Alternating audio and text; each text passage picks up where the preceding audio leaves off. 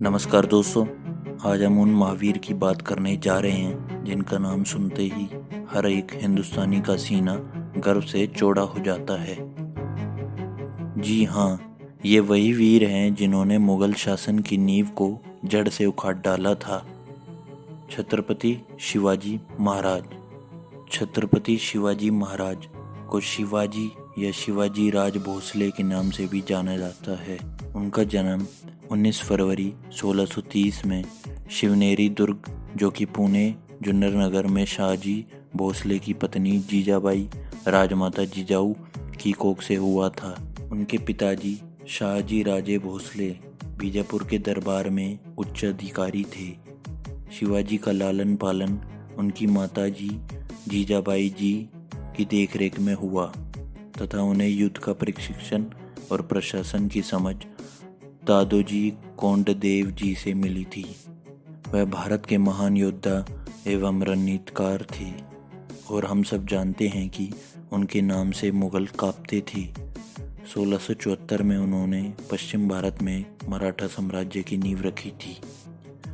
दोस्तों, आज हम आपको इस वीडियो में छत्रपति शिवाजी महाराज के बारे में कुछ ऐसे रोचक तथ्य बताएंगे जिन्हें जानने की ज़रूरत हर एक हिंदुस्तानी को है।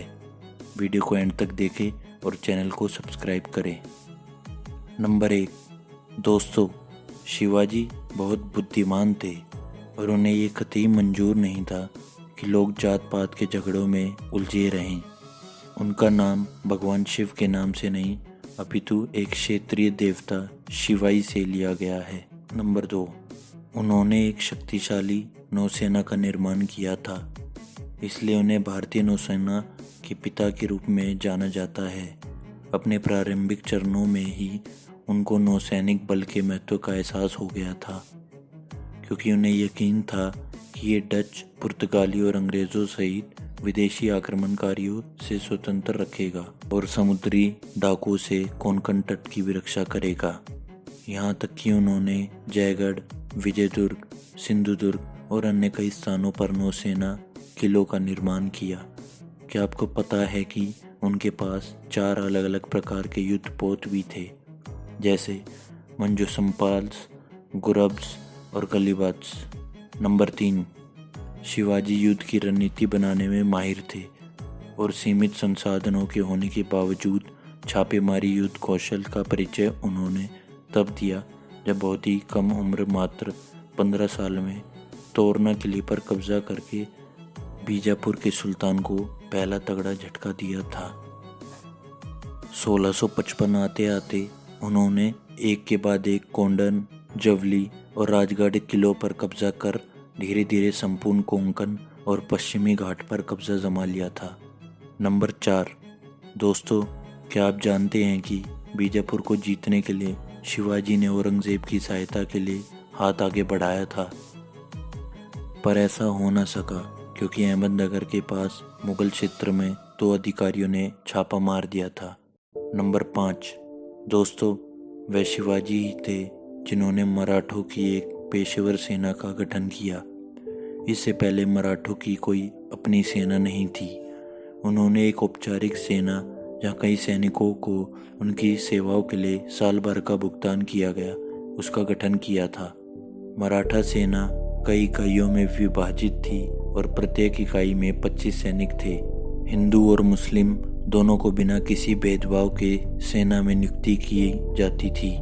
नंबर 6, वह महिलाओं के सम्मान के एक कट्टर समर्थक थे। शिवाजी ने महिलाओं के खिलाफ दृढ़ता से उन पर हुई हिंसा या उत्पीड़न का विरोध किया था।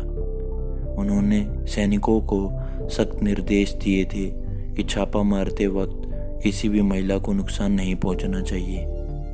यहाँ तक कि अगर कोई भी सेना में महिलाओं के अधिकारों का उल्लंघन करते वक्त पकड़ा गया तो गंभीर रूप से उसे दंडित किया जाएगा। नंबर 7, पनाला किले की घेराबंदी से भागने में शिवाजी कामयाब हुए थे।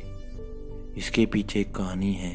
वो ये है कि जब शिवाजी महाराज सिद्दी जोहर की सेना द्वारा पनाला किले में फंस गए थे, तब इससे बचने के लिए उन्होंने एक योजना तैयार की और फिर उन्होंने 2 पालकियों की व्यवस्था की, जिसमें एक नाई शिव नावाई को बिठा दिया, जो बिल्कुल शिवाजी की तरह दिखता था, और उसे किले से बाहर का नेतृत्व करने के लिए जाने को कहा।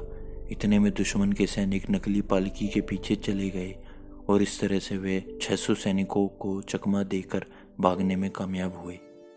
नंबर 8, वे गुरिल्ला युद्ध के प्रस्तावक थे। उनको पहाड़ों का चूहा कहा जाता था क्योंकि वे अपने इलाके की भौगोलिक गुरिल्ला रणनीति या गनीमी कावा जैसे कि छापा मारना, छोटे समूहों के साथ दुश्मनों पर हमला करना आदि अच्छी तरह से वाकिफ थे। उन्होंने कभी भी धार्मिक स्थानों या वहाँ पे रहने वाले लोगों के घरों में कभी छापा नहीं मारा। नंबर 9, दोस्तों, उनकी सबसे बड़ी खूबी ये भी थी कि वे अपने राज्य के लिए बाद में लड़ते थे, पहले भारत के लिए लड़ते थे। उनका लक्ष्य था निःशुल्क राज्य की स्थापना करना और हमेशा से अपने सैनिकों को प्रेरित करना कि वे भारत के लिए लड़े और विशेष रूप से किसी भी राजा के लिए नहीं। दोस्तों, शिवाजी महाराज के ये श्रेष्ठ विचार अगर हम अपनी ज़िंदगी में लागू करें तो हमारा देश और हमारा जीवन सफल हो जाए। दोस्तों, हमें भी अपने देश में एकजुट होकर और भाईचारे के साथ रहना चाहिए।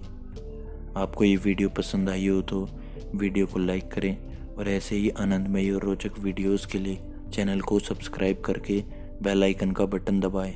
आपसे जल्दी मुलाकात होगी। जय हिंद।